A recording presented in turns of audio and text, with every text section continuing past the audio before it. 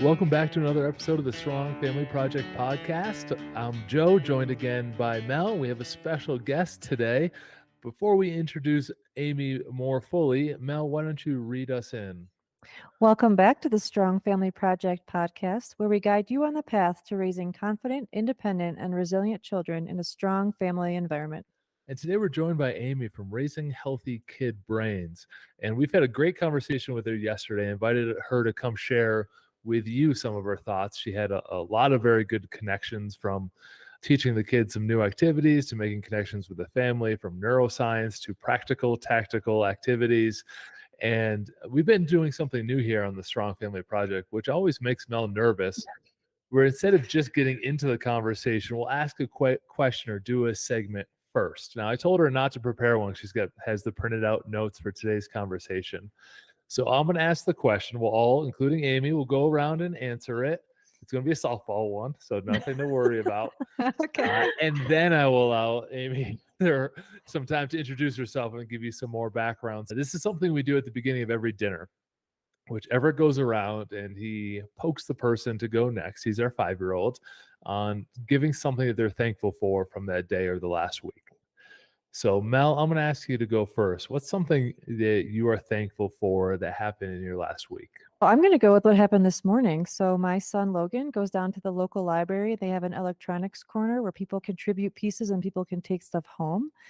And I'm so thankful that he has a way to go somewhere and learn about something he's excited about that he might not have as much access to in regular school. And I think that will connect well with our discussion later.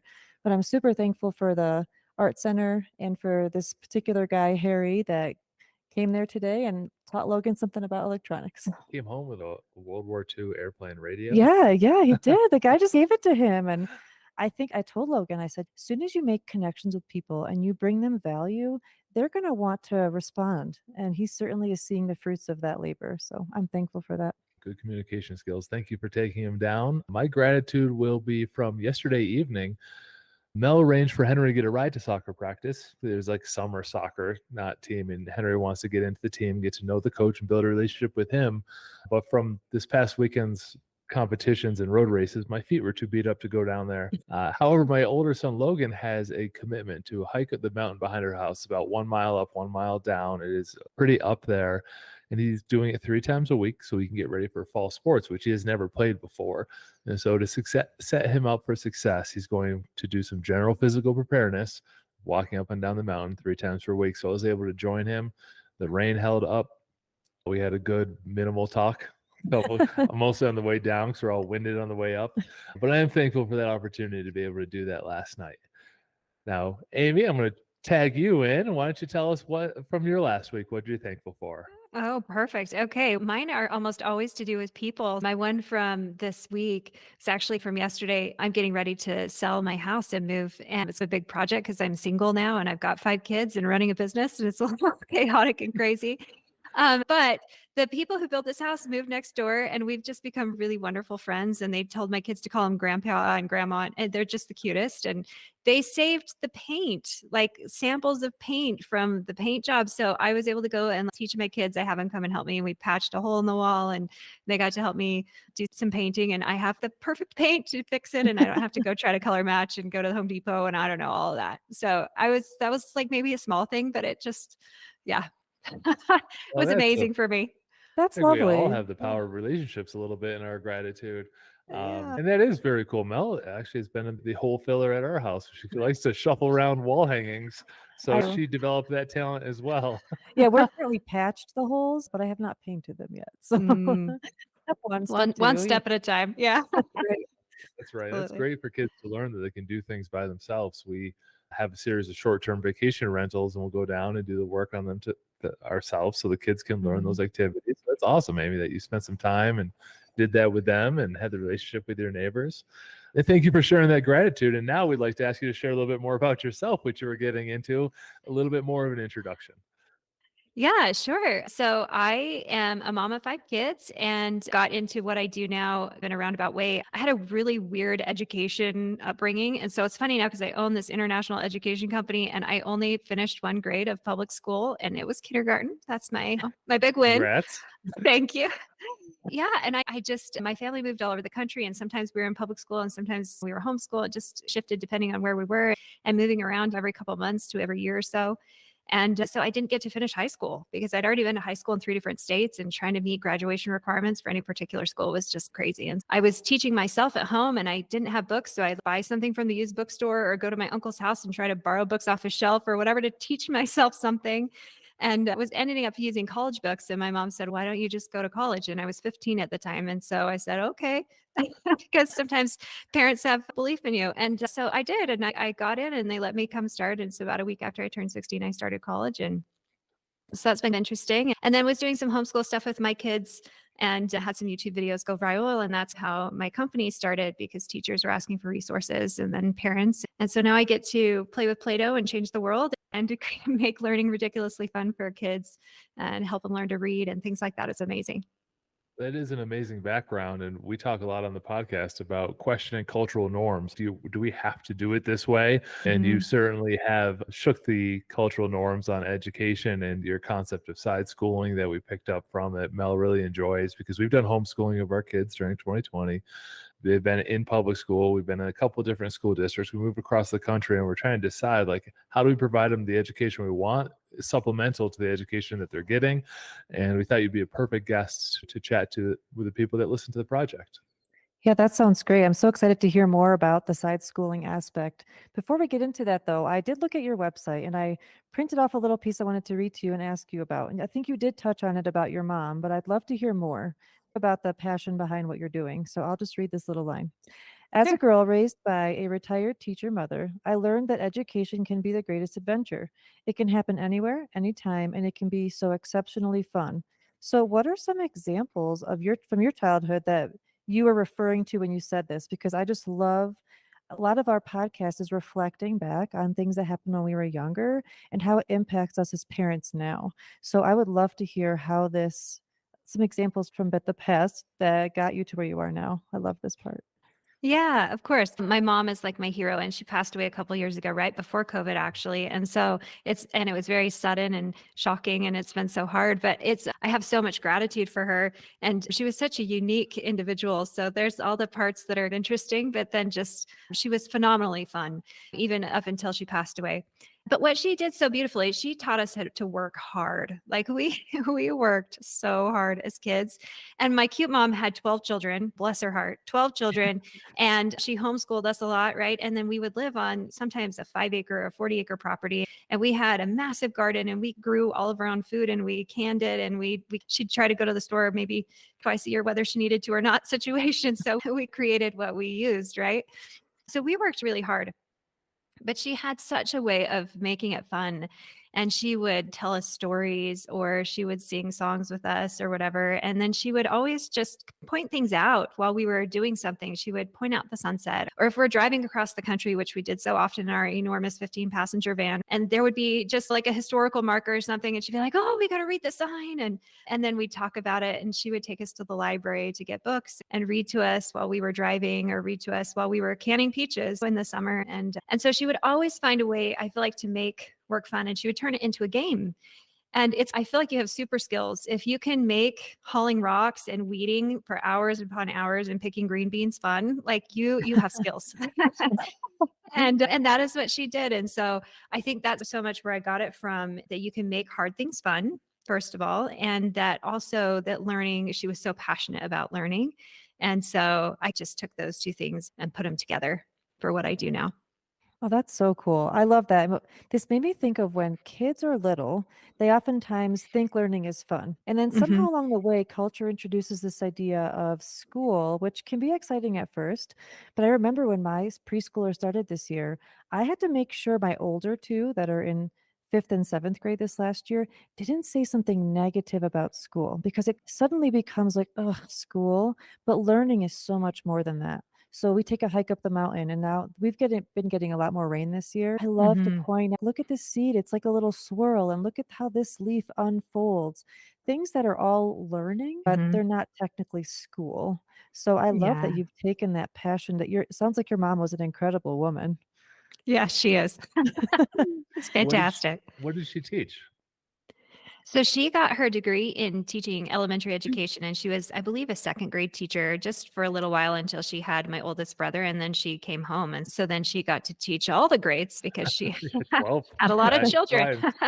times. Yeah. So I know that focus a lot on early education. I guess I'm wondering why that is. Why did you choose that as your niche? I feel like it's so critical early on, right? And not messing up that love of learning that children have, right? But also giving them the basics and the foundation to start learning. It was interesting watching my children learn. So we talk about that learning can be so organic, right? As you're walking up the mountain and noticing things, right?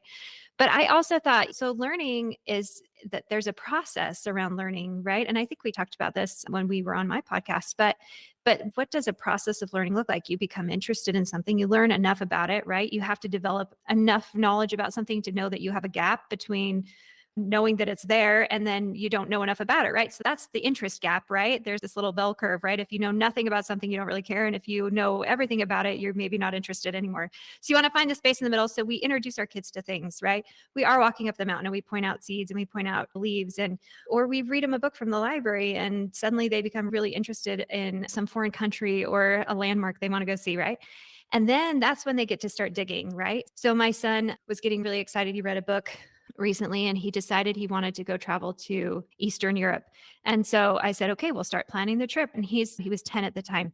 So he starts planning it and he's trying to come up with all these things. And I have my kids, they get on the computer and they're researching flights and hotels and other activities and where we're going to eat. And I have them plan out this whole trip as a 10-year-old. It was fun. So he comes and he tells me, Mom, there is nothing else to do in Jordan.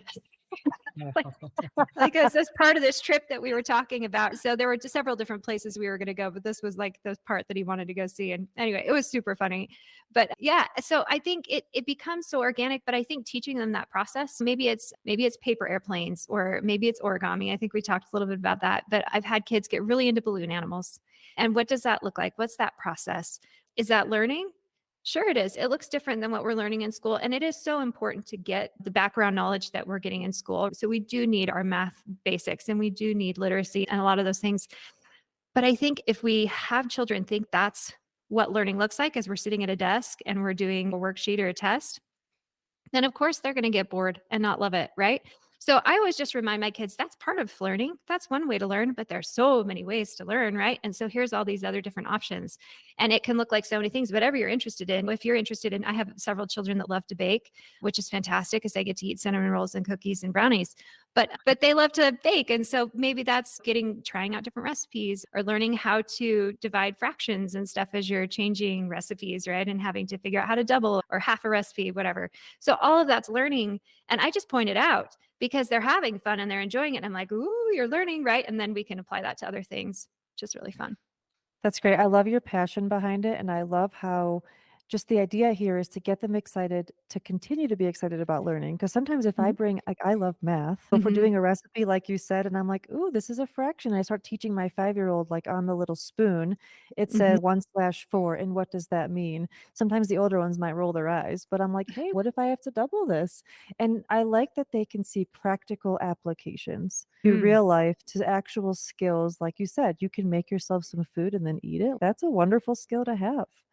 So I Well, truly and appreciate it's that. yes, absolutely. And if you look at the science behind how our brains work too, right? The connection in our brain that we're building is so much stronger and more impactful when it's connected to something that they already have context for, right? So when we're talking about, we're actually physically trying to figure out the food, right? I think if you just show them a paper and you're like, here's 1/2, here's 1/4, and they're like, okay, there's some symbols on a paper, right? Yeah. Yay. But if you're sitting here measuring and you're trying to figure out how much of this to put in, right? And then sometimes I'll bring out something else. We'll get an apple and I'm thinking, okay, but how do we get a piece of this for everyone here? how many pieces do we have to cut that into? And you just make it so practical. Or, oh, if I have this many candies, because anytime you mention candy, it becomes really fun all of a sudden. So there doesn't even have to actually be candy. You can just mention candy and have them try to sort it in their heads. But that is just such a fun way to practice those skills. And it does actually stay in their brain better. They get better memory and better retention when you can do it with something that's actually really meaningful to them. Awesome. So we talked a bit about helping younger kids and develop that excitement for learning. What about you have older kids too, right? Yes, I So do. how do you do that with your older kids? How do you continue the passion for learning as they get older? It's so fun. And I think when you start it early, it makes it a little bit easier because it's part of your culture. We talked about culture in your home that you're creating, right? So I think a piece, if I were going to say one of our core values, it would be learning and adventure. We like that one too, and play. Those are all big ones. But learning is one of our things. And so what I tend to do, so particularly over the summer, and we do this during the school year, but it's easier to do over the summer. So at the beginning of the summer, my kids are home from school, and I will just say, what would you like to learn this summer? And the first time that I did that, I think one of them said, "What? We have to learn over the summer? We get a break." And I said, "Okay, yes, I get what you're saying. This is where we have an opportunity to learn things that maybe we couldn't do in school or that looked different." And so they get to make a list. What are you interested in? I have a kid that loves to sew.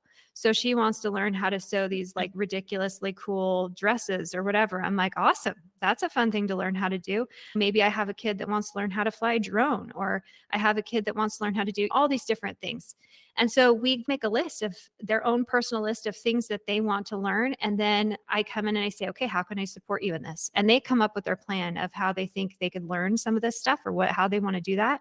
And they develop a plan. And then I'm like their support person. Okay, what do you need from me? Do we need to go to the library? Do we need to get YouTube books? Maybe if they're wanting to learn how to code in Minecraft or something, maybe they need a program or something that I can help them get, or an app. But this is what we talk about. So they're super invested. And it's just giving them this different view of what learning looks like, because this is learning too. And school is learning, and that's awesome. And then also we can do this other stuff on the side, and it's fantastic. You really were the reason why I ended up asking my kids that question this summer. So we had chatted up maybe a few weeks ago before we decided to do the podcast, and you mentioned this side schooling idea and how you ask them. So I had already decided I'm going to do a back and forth journal with them. And my first or second question was, please make a list of what you want to learn this summer, who you want to spend time with this summer, and there might have been, places you want to visit this summer, because we really haven't explored enough of this place we've moved to yet.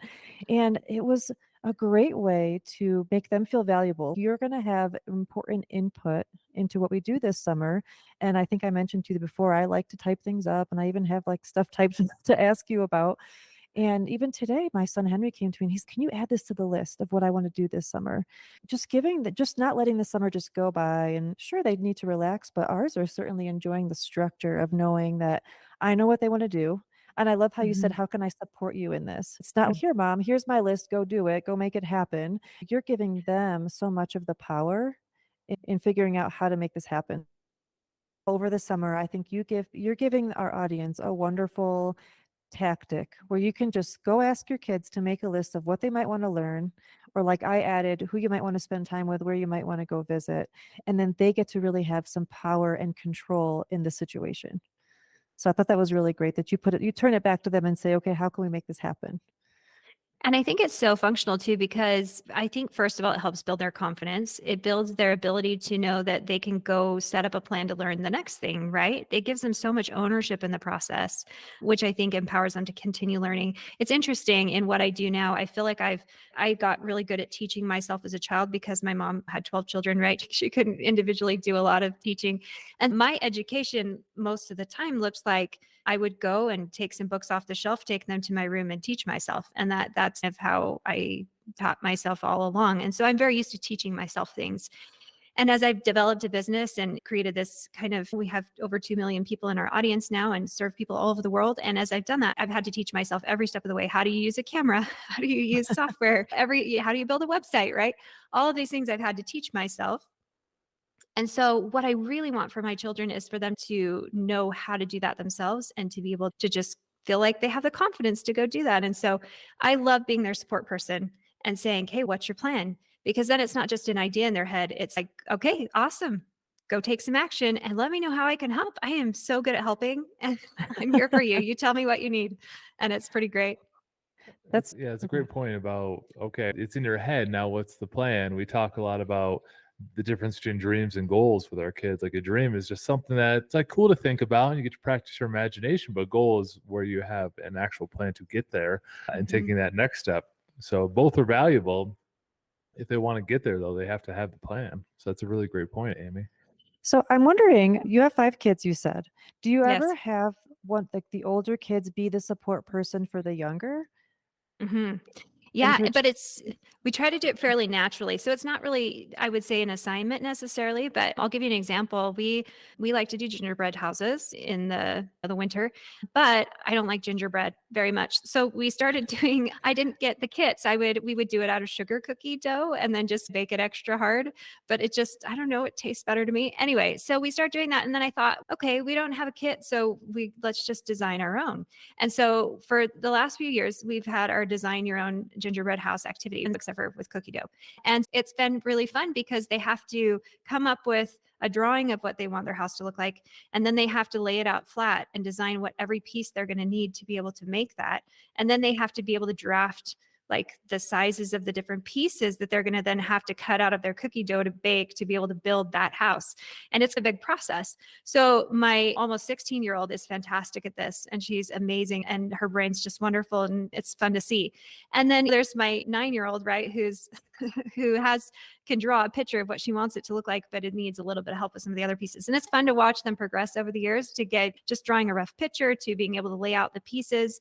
And then of course, my older one will come in and she will get out draft paper and do the measurements and have a ruler out and like design. It's cool. It's really fun. And so it's neat to see them come in and help support. And another thing we did, I do weird random challenges sometimes because I don't know, I think it's fun. So we were out on our back deck and I told you my mom was awesome and really fun. So they grew up with watermelons. We grew up growing watermelons and she would teach us how to spit watermelon seeds like the furthest, right? We'd have competitions. It's fun. You got to mix it some play in there, right? And so we were doing this off my back deck because I'm super mature. And it was really fun. And it's almost a full acre of property. And so I was teasing my kids and I'm like, okay, I challenge you. If you can get it all the way to the back fence, then I'll give you $20. Knowing there was no possible physical way they could do this. My almost 16-year-old was like, you can just see her brain turn on and she's deal. And so for the rest of the day, all 4 of my younger kids just were starting to try to figure out a way to get a seed. Like we had to put some parameters. Okay, you can't walk it down. They were trying to figure out a way to get a seed from their mouth all the way down to the back fence. And they tried all kinds of different things. We had balloons, we had paper airplanes, we had everything going on in the backyard. And by the end of the day, all 4 of my kids had earned $20, best $80 I've ever spent. It was so fun. They ended up having a pulley system, like a thing going all the way down. It was fantastic. But yeah, they support each other and help each other. It's pretty great. That's a great example. I want to see what my kids would do if I gave them some kind of a task like that. Like in school this year, there was like a fun day towards the end of the year, and each kid, we had been collecting these tubes from like paper towel holders and stuff all year. Their teacher was, and I'm like, what is she going to do with this? So she divvied it up between 4 teams, and they could use any part of the school building, and she gave them some masking tape, and they had to make a marble run. Oh, And how fun. just kind of seeing like how their brains would work, and it was just really silly, but they had to work together and find some cool way to solve this problem. And it was a really neat task. So that's really inspiring. What's So so I'm interesting is this year, my son will come to me and say, can we have another challenge? Can I have another challenge? What's my now next it's a challenge? thing. Yeah. So like we did a boat challenge and how many pennies can you get to sit on a boat without it sinking or whatever, just random stuff. But so your marble run challenge on my brains, I'm totally doing that. That's coming up next this Oh, summer. good. I So love it. what happens when like friends come over to your house? Do they come to your house because they know it's like a fun learning spot? Is that somehow attractive to like neighbor kids or friends of your kids? Yeah, and I feel like there's so much value in just natural play as well. There's so much value in free play.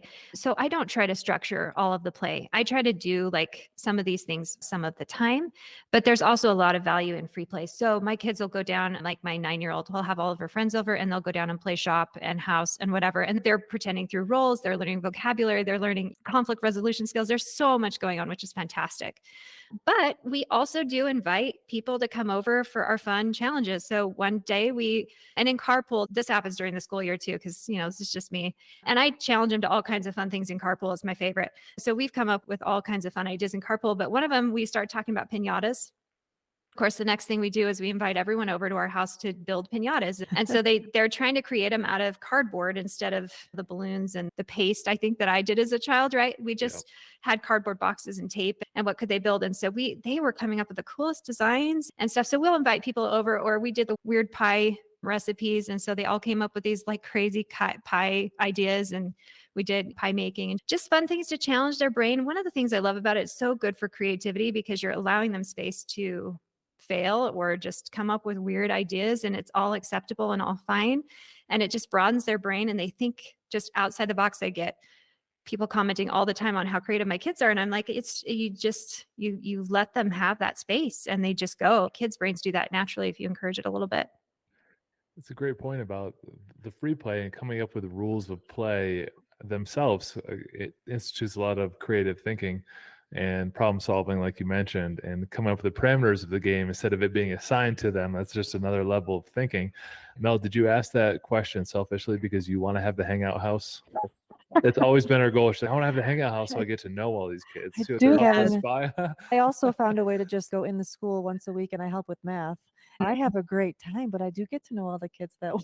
We used to have a rock wall in our living room because we are also mature, and a swing in the living room. Excellent. Because Mel has always wanted to have the hangout house. So that's why I thought you maybe asked that. Does that attract kids to your house no, to it's hang out not. with if you play more Well, games? we also let them play soccer in the house. There's one little section, and it happens to be where my desk is.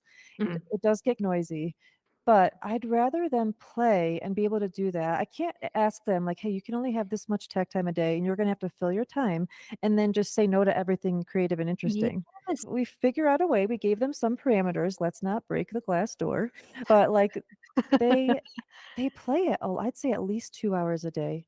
And then my 5-year-old just loves soccer now because my 11-year-old teaches him all the time. And it's such a great, and again, in my mind, I'm thinking they're learning. But Joe's, don't say nothing. Because if I say to them, hey, you're learning, they might say, oh, that reminds me of never school. mind. No, we can't do it. Exactly. All right, I but have a game idea for you that's just super fun because you guys do you live in Colorado? Is that where you are? Yep. Yeah. So we're in Utah and had the winter that lasted forever. So indoor play, so valuable. So we've used pool noodles a lot. Pool noodles are one of our favorite things. So we do balloons because balloons in the house don't break windows, and we have windows as well.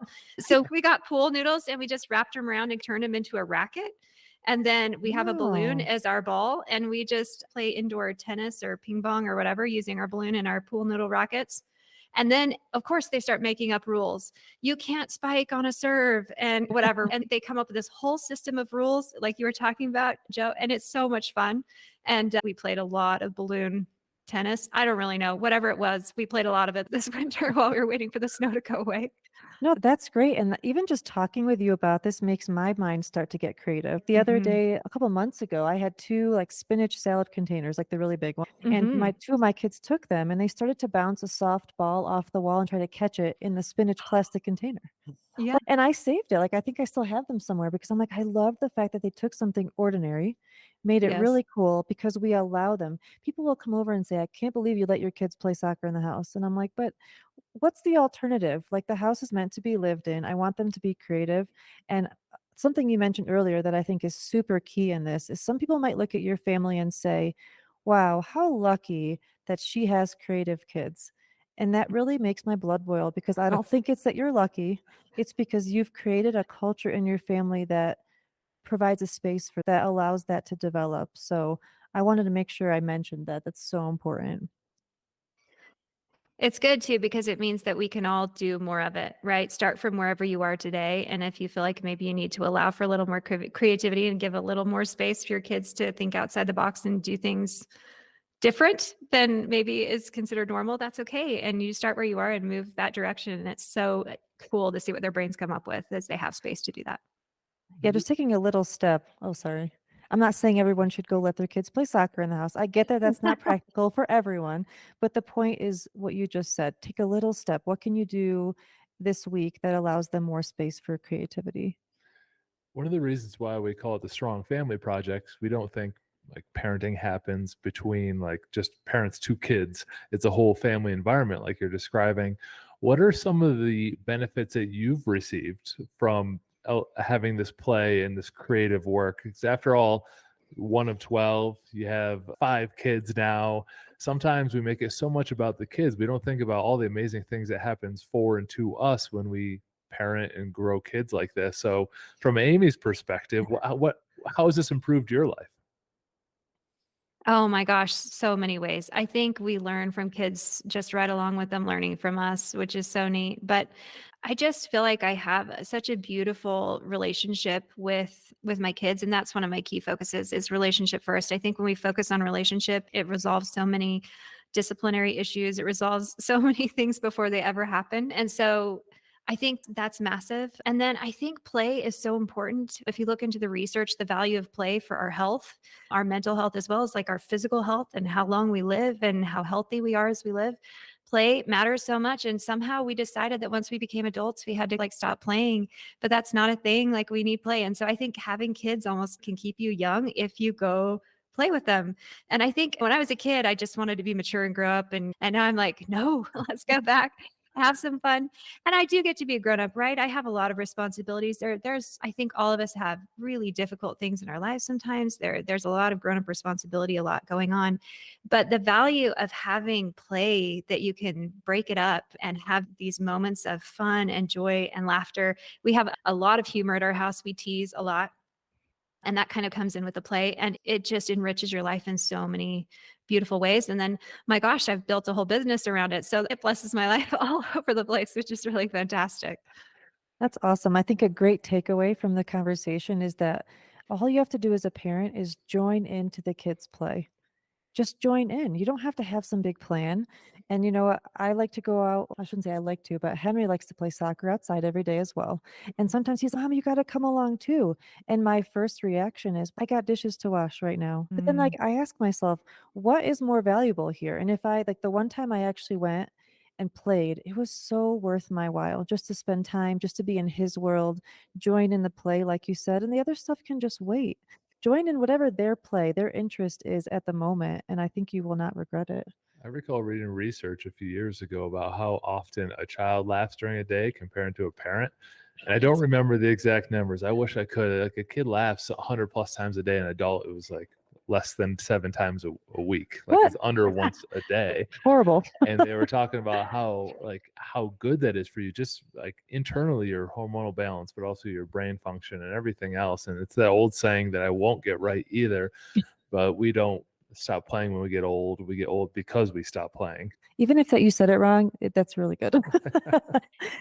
And it's so true. And it's interesting because, yeah, on my podcast, I bring on neuroscientists and psychologists, and we talk about some of these things. And they talk about what you were just talking about, Mel, and the importance of just going out and joining play with your children, even if it's for a little while. We don't all have hours and hours a day to go play, but it doesn't usually take that. So if you go and join them for a few minutes, it's super, super valuable for you. And you're building the relationship at the same time.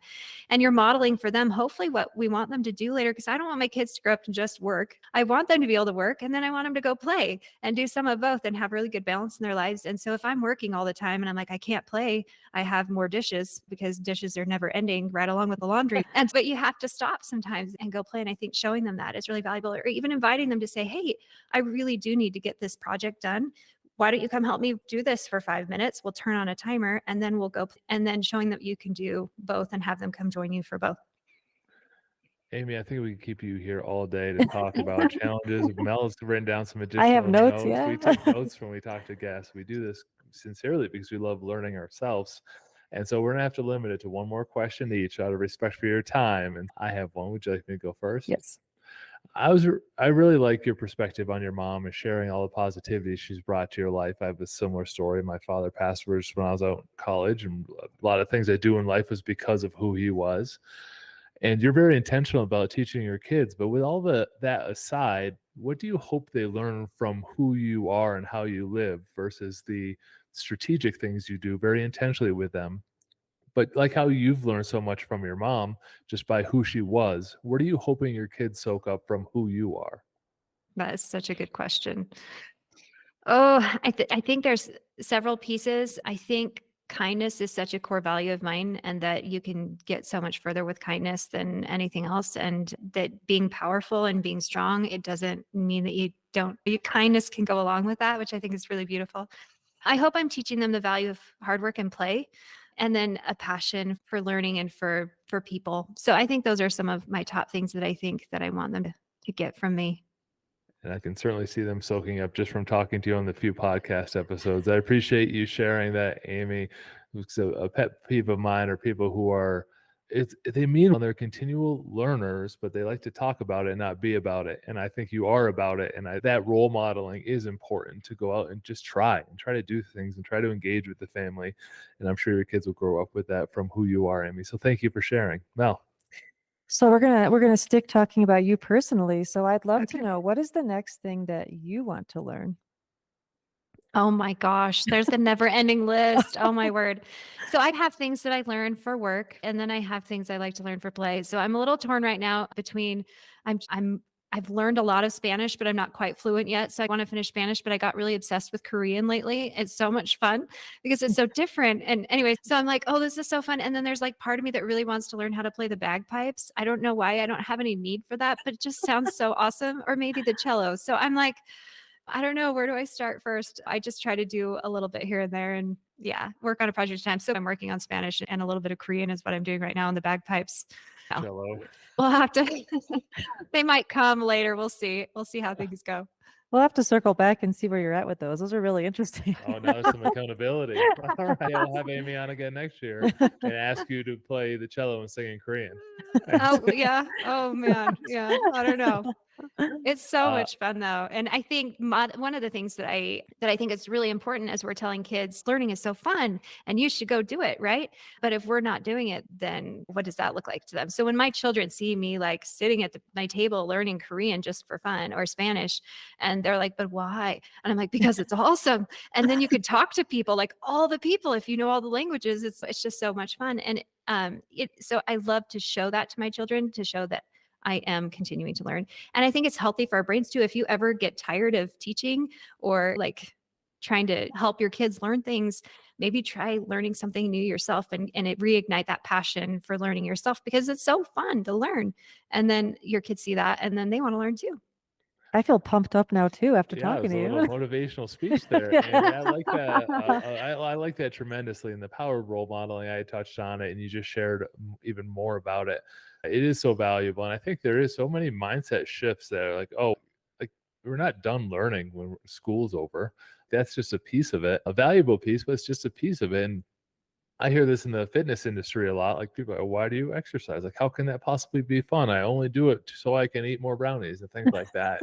I try, hey, you can take these legs and walk to places on earth that no one has ever seen. Like you can't get to some of these places unless you do it by your own power, and unless you take care of yourself. You're going to miss out on a lot of life. Like I genuinely enjoy that piece of it. Like you genuinely enjoy exercise. A friend of mine wanted to honor his father and kayak in the North America's tallest lake. It's in Breckenridge, called I don't know. Pacific Tarn. And the only way to do it was to carry a kayak like 7 miles up this mountain and be able to kayak it. And it was in the paper, and we did it. And he got to honor his father and create that memory because he saw the value in being creative and coming up with this adventure, and saw the value of taking care of himself so that he could do it. And a lot of that ties in just questioning the norms of, learning just ends at the end of the school day, or when you become an adult, you don't need to learn anymore. And I'm ranting because I like to stay away from those kinds of mindsets, even though they are very common. Amy, after that rant, I will turn it back to you because I know our listeners will want to learn more from you. Where can they go to hear your podcast and check out your website?